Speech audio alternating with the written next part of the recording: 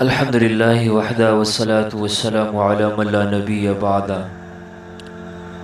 معزز سامعین کرام، بعض لوگ ایسے ہوتے ہیں جو پردیس میں جا کر مسافر ہو کر کئی سالوں تک وہ اس میں رہتے ہیں، اور رہنے کی بعض اوقات مجبوریاں ہوتی ہے، کبھی ان کے پاس اتنے پیسے نہیں ہوتے کہ وہ واپس آ کر اپنے ملک میں، اپنے علاقے میں، اپنے مقام اور گھر میں اپنی ضروریات کو پورا کر سکے۔ اسی طرح کبھی بیوی بچوں کے مشکلات ہوتے، کبھی دیگر مشکلات ہو جاتے ہیں جن کی وجہ سے وہ سفر پر مجبور ہوتا ہے۔ اور حال یہ کہ پیغمبر علیہ السلام نے فرمایا کہ السفر قطعۃ من العذاب، کہ سفر یہ تو عذاب کا ایک ٹکڑا ہے، یعنی ایک دشوار کام ہے۔ اس لیے اگر کوئی مسافر ایسا ہو کہ اس کی واپس گھر آنے کی بندوبست مشکل ہو رہا ہو،